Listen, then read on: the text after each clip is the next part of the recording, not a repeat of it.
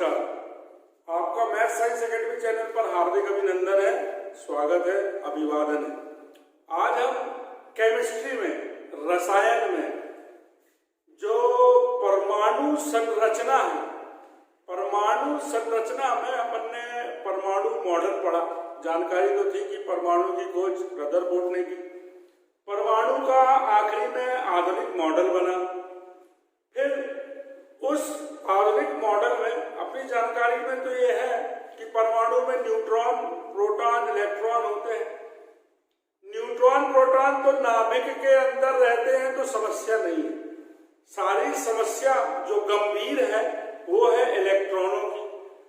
Electron नाभिक के चारों ओर जो कक्षाएं होती हैं उन कक्षाओं में चक्रण गति करते हैं, या तो घड़ी की दिशा में या घड़ी के विपरीत दिशा में। फिर इलेक्ट्रॉनों के साथ एक और संकट, कौन सी कक्षा में कितने इलेक्ट्रॉन होंगे ये भी जरूरी है। अपने को ये जानकारी भी होना चाहिए कि कौन सी कक्षा में कौन से इलेक्ट्रॉन होंगे।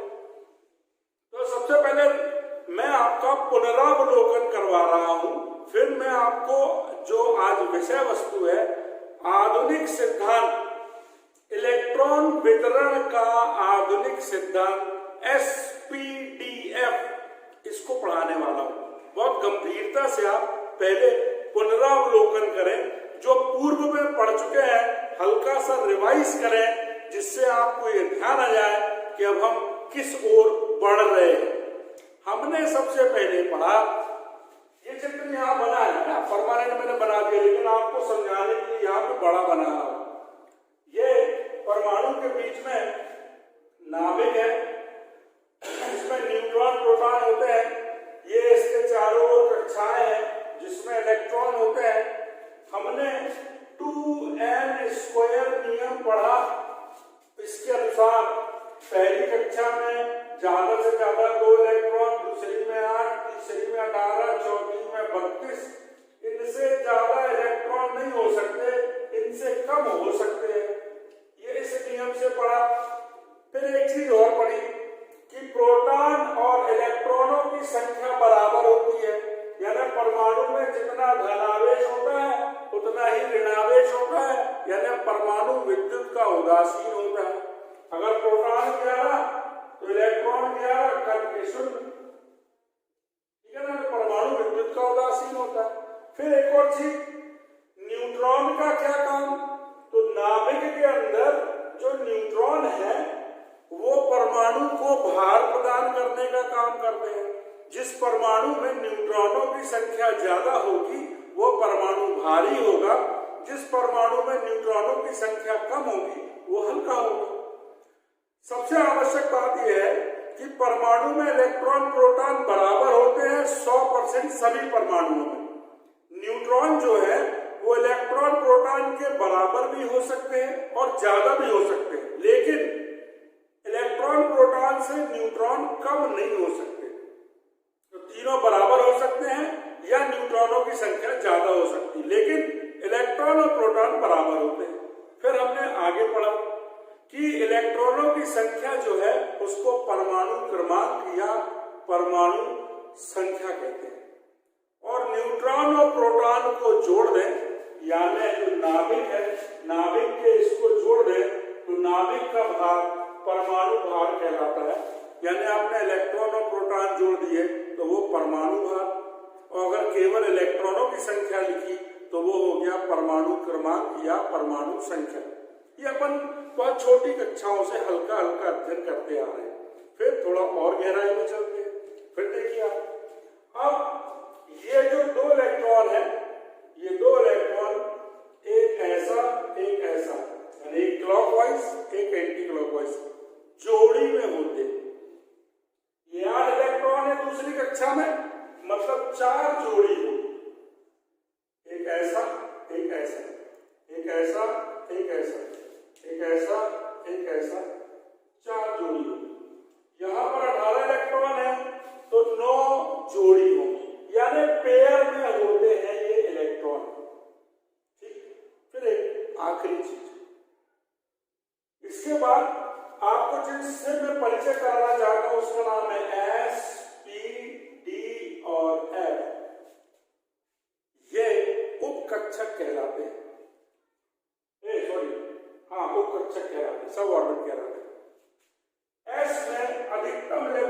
की संख्या 2 होती है।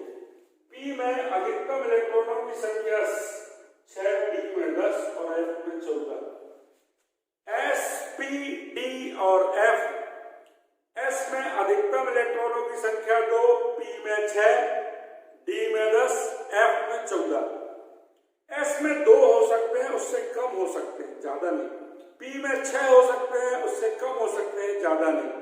d में 10 हो सकते हैं, उससे कम हो सकते हैं, ज्यादा नहीं। वैसे ही f में 14 हो सकते हैं, 14 से कम हो सकते हैं, ज्यादा नहीं हो सकते। इसको लिखने का तरीका है S2 P6 D10 F14 या 14। S स्क्वायर P की घात 6 D की घात 10 F की घात 14 ऐसा नहीं पढ़ना। आपको पढ़ना है S2 P6 D10 F14। ये उपकक्षक है। तो आप देखो जरा, ये जो पहली कक्षा है इसमें सिर्फ 2 इलेक्ट्रॉन, यानी इसमें सिर्फ S होगा। दूसरी कक्षा में 8 है, तो 2 और 6 8, यानी दूसरी कक्षा में sp होगा। तीसरी में 18 इलेक्ट्रॉन है, तो 10 6 16 को 18 है, spd। तीसरी कक्षा में spd। और चौथी में चारों को जोड़ोगे तो 32 आ जाएगा, मतलब चौथी कक्षा में spd है। ये आपको ध्यान रखना है क्या है, जो 2n² नियम था वो केवल ये पर बता पाया कि किस कक्षा में कितने ज्यादा से ज्यादा इलेक्ट्रॉन हो सकते हैं। कैसे? जैसे n बराबर 1 रख दिया तो 2, 1 का वर्ग तो 2 एकम 2, यानी पहली कक्षा में 2 से ज्यादा इलेक्ट्रॉन नहीं हो सकते। n बराबर आपने 2 रख दिया तो यहाँ 2 लिख दिया, 2 का वर्ग हो गया 4, 4 दूनी 8, यानी दूसरी कक्षा में 8 से ज्यादा इलेक्ट्रॉन नहीं हो सकते।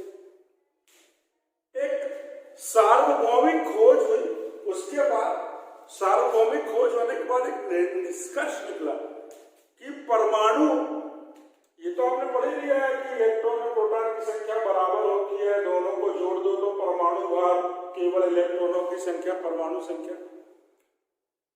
जो मूल बात मैं कहना चाहता हूं उसको समझा। परमाणु तब तक क्रिया करता है जब तक उसके सबसे बाहरी कक्षा में 2 या 8 इलेक्ट्रॉन ना हो जाए। फिर अलग अलग परमाणुओं का भार, भाई बहुत सारे तत्वों की खोज हुई। जब बहुत सारे तत्व हो गए तब बहुत सारे तत्वों की खोज हो गई, उनके परमाणु भार, परमाणु क्रमांक अलग अलग थे।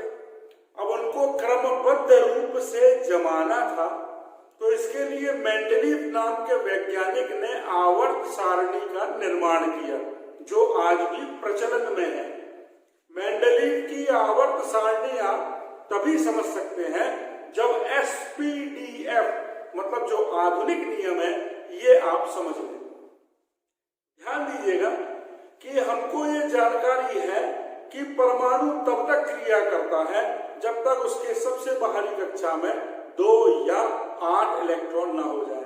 जैसे परमाणु के सबसे बाहरी कक्षा में 2 या 8 इलेक्ट्रॉन हो जाते हैं, वो क्रिया करना बंद कर देता है। अब अपनी कक्षा में, सबसे बाहरी कक्षा में 2 या 8 इलेक्ट्रॉन करने के लिए या तो वो दूसरे परमाणु से इलेक्ट्रॉन लेता है, या दूसरे परमाणु के साथ साझा करता है, या इलेक्ट्रॉन लेता भी है और तीसरे से साझा भी करता है। इसको संयोजकता कहते हैं, जो पढ़ चुके हैं अपन। यानी परमाणु के बारे में जो मंथन था, जो रिवीजन था, वो मैंने आपको करा दिया। अब बात ये आती है कि इलेक्ट्रॉनों का जो वितरण है, कौन सी कक्षा में कितने इलेक्ट्रॉन होंगे और कौन सा तत्व कहां पर होगा, इसका विश्लेषण कैसे किया, ये मैं आपको समझा रहा हूं। अब आपका बहुत गंभीरता से इस व्हाइट बोर्ड की तरफ ध्यान होना चाहिए। देखेंगे आप, मैं आपको एक चीज समझाता हूं। मेंडलीव ने एक आवर्त सारणी बनाई ऐसी।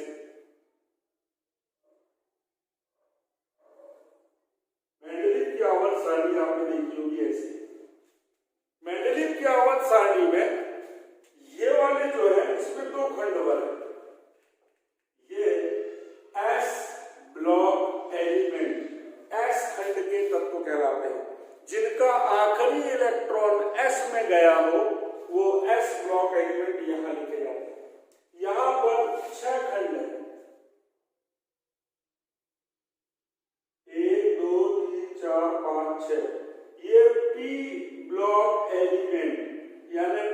खंड के तत्व कहलाते हैं।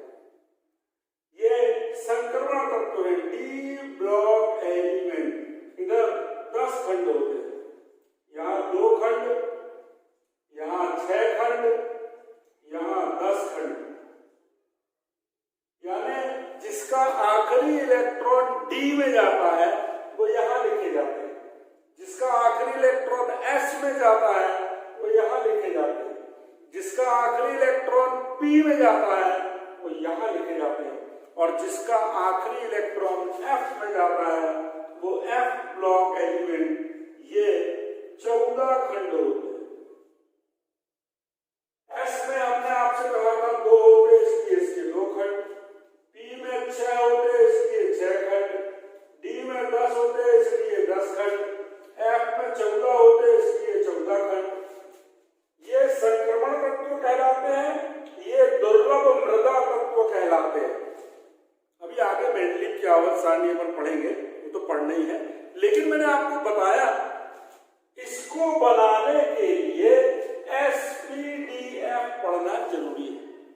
कौन सा, कहां पर रहेगा, कैसे परतत्वों का समायोजन किया जाएगा, किस खंड में, किस आवर्त में वो होगा, किस किस वर्ग में, ऐसे वाले। इसके अलावा उसने क्या किया, इसको ये जो है ना ये ऐसे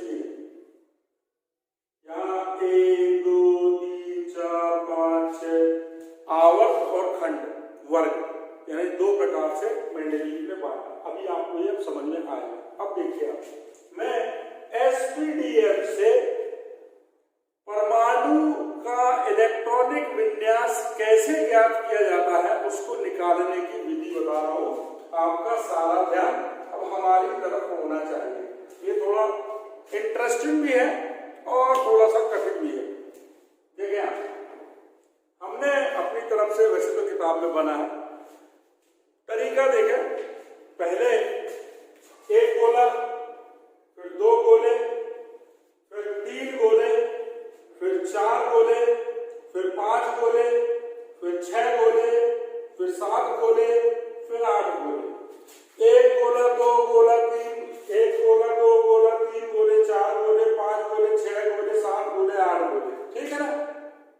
अब सबके पहले वाले गोले में S2 S2 S2 S2 S2 S2 S2 S2, सबके दूसरे वाले गोले में P6 P6 P6 P6 P6 P6 P6, सबके तीसरे वाले गोले में D10 D10 D10 D10 D10 D10, सबके चौथे वाले गोले में F14 F14 F14 F14 F14। कितना लिखा? इतना लिखने के बाद आपने ये पहला गोला तो 1, ये दूसरे गोले हैं तो 2 नंबर डाला, ये तीसरा गोला है तो 3 नंबर डाला, ये चौथा क्रम है तो सबके आगे 4 नंबर डाला, ये 5वां है तो सबके आगे 5 नंबर डाला, ये 6 7 8 तक। अपने पास SPDF के आगे नहीं है, इसलिए ये गोले तो मैंने आपको तरीका बताया वैसे बनाना है, नहीं तो खाली नहीं। अब आगे तरीका नंबर 2। पहले तो आपको मैंने गोले बनाना था, 1 गोला, 2 गोला, 3 गोला, 4 गोला, 5 गोला, 6 गोला, है ना। फिर दूसरा मैंने तरीका बताया, पहले में S2, दूसरे में P6, तीसरे में D10, चौथे में F14 लिख दो। फिर तीसरा पाया, ये 1, ये 2, ये 3, ये 4, ये 5, ये 6, ये 7, ये 8। अब चौथी स्टाइल, पहले 2 तीर से एक एक गोला कटेगा, एक तीर, ये दूसरा तीर, एक एक गोला कटेगा। अगले 2 तीर से 2-2 गोले कटेंगे, ये तीर, ये तीर। फिर अगले 2 गोले, अगले 2 तीर से 3-3 गोले कटेंगे, ये तीर, ये तीर।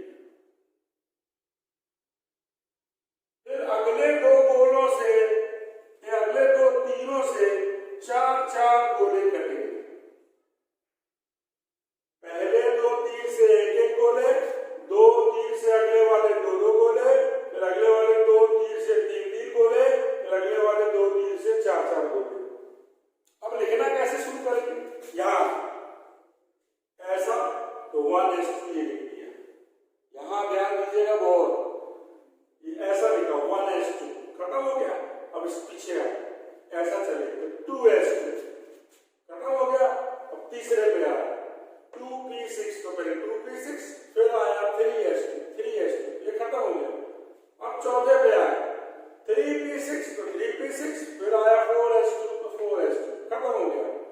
अब पांचवे पे आए 3d10 3d10, 4p6 4p6, 5s2 5s2, ये खत्म हो गया। अब यहाँ आए 4d10 5p6 6s2, ये हो गया। अब यहाँ आ गए 4f14 5d10 6p6 7s2, फिर यहाँ आ गए 5f14 6d10 7p6 8s2। ये क्यों बना? इसको प्राप्त करने के लिए जब लगातार प्रैक्टिस हो जाती है, जब आपसे लगातार बनने लगता है तो फिर ये अपने आप याद हो जाता है। लेकिन प्रारंभ में कहां से प्राप्त किया? तो प्राप्त करने की ये एक विधि है, ये चित्र बना के इसको निकालना है। अब आप हमसे दो चार चीजें सुने।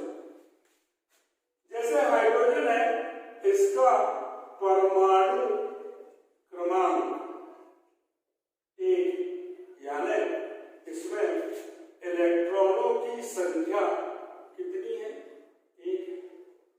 हाइड्रोजन जो है इसका परमाणु क्रमांक 1 है, यानी इलेक्ट्रॉनों की संख्या 1 है। तो जिसमें 1 इलेक्ट्रॉन होगा तो यहां से शुरू करेंगे, तो इसके लिए लिखेंगे 1s2 नहीं लिखेंगे, 2 इलेक्ट्रॉन नहीं, 1s1, ये इलेक्ट्रॉनों की संख्या, ठीक है। हीलियम, इसका परमाणु क्रमांक 2 है, तो अपन लिखेंगे इसके लिए 1s2, क्योंकि 2 हो गए। सोडियम, इसका परमाणु क्रमांक, सोडियम का परमाणु क्रमांक 11। अब यहां से देखा अपन ने 1s2 2s2 2p6, 2 2 4 6 10, 2p6 के बाद आ गया 3s2।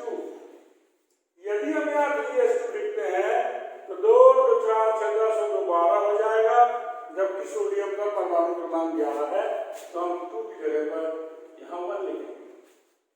एक चीज ध्यान रखिए, इसका आखिरी इलेक्ट्रॉन s में जा रहा है, यानी ये s ब्लॉक एलिमेंट है, s खंड का तत्व है। इसका आखिरी इलेक्ट्रॉन भी s में जा रहा है, ये भी s ब्लॉक एलिमेंट। इसका भी आखिरी इलेक्ट्रॉन s में जा रहा है, ये भी s ब्लॉक एलिमेंट।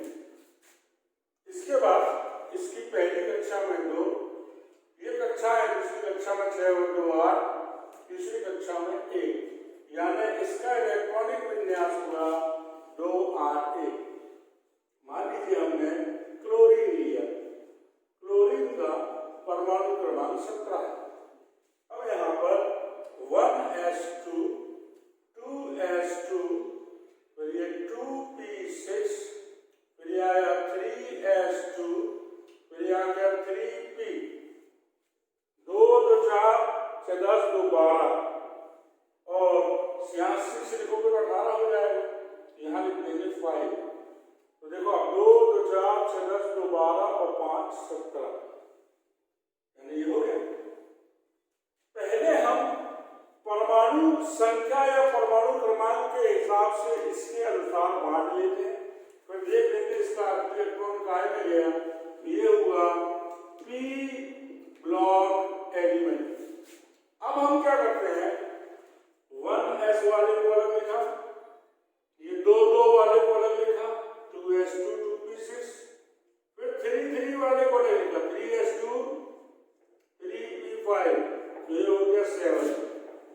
पहली कक्षा में 2, दूसरी कक्षा में 8, तीसरी कक्षा में 7। इस प्रकार बांटते हैं।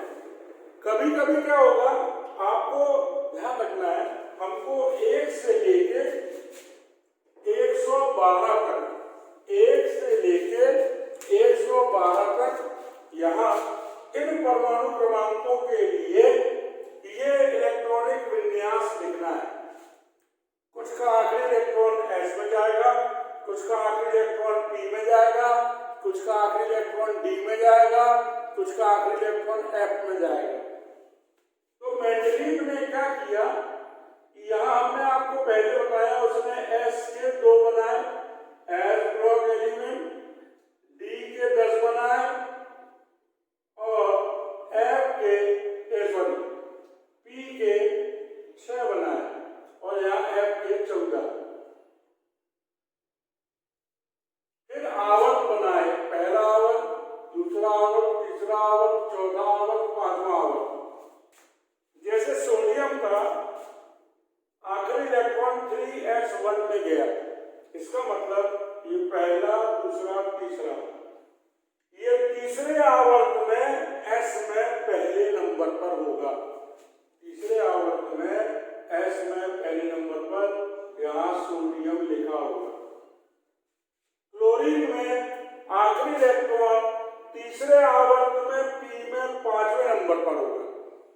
तीसरे आवर्त में p यहाँ है, 5वें नंबर पर मतलब यहाँ होगा। यहाँ टोटल 6 है, 5वें नंबर पर क्लोरीन होगा। यानी इसकी सहायता से हमने मतलब मेंडलीव ने तत्वों को उनके यथोचित स्थान पर रख दिया। तो मेंडलीव ने जो आवर्त सारणी बनाई वो परमाणु संख्या या परमाणु क्रमांक के आधार पर बनाई और सारे तत्व जितनों की खोज हो गई सबको व्यवस्थित रूप से जमा दिया। परमाणु संख्या या परमाणु क्रमांक मतलब इलेक्ट्रॉनों की संख्या के आधार पर। ये एक और महत्वपूर्ण कार्य है। इससे ये भी पता चलता है कि किस इलेक्ट्रॉनिक विन्यास में किस परमाणु की किस कक्षा में कितने इलेक्ट्रॉन हैं और टोटल कितनी कक्षाएं हैं। तो हमने आपके याद आधुनिक परमाणु मॉडल पढ़ाया पहले, फिर आधुनिक परमाणु मॉडल में इलेक्ट्रॉन के वितरण का 2n² नियम हल्का सा समझाया, फिर ये आधुनिक नियम बताया किस प्रकार से हल करना वो समझाया। आपके ज्ञान चक्षु खुल गए होंगे। आप एक बार मेंडलीव की आवर्त सारणी देखिए। होमवर्क है आपका 1 से 112 तक के लिए इसको हल करना और ये जरूर लिखना s खंड का तत्व है, p का है, d का है, f का है। इसको करने के बाद आवर्त सारणी का एक बार जरूर अध्ययन करना, एक बार जरूर देखना आप, ठीक है ना। तो अगर आपको ये वीडियो पसंद आया हो तो इसे लाइक करें, शेयर करें, हमारे इस मैथ्स साइंस एकेडमी चैनल को ध्यान से सब्सक्राइब करें। करना भूल गए हो तो आप कर लें। बेल आइकन दबाना ना भूलें, नोटिफिकेशन समय पर पहुंचता है। कमेंट बॉक्स में लिखें जिससे कि हम निराकरण समय पे कर, आपका समस्या का निराकरण समय पे कर दें। ध्यान रखिएगा, आपको वीडियो सिर्फ देखना नहीं है, इसको देखने के बाद कॉपी में नोट भी करना है। आप इसका स्क्रीनशॉट ले सकते हैं।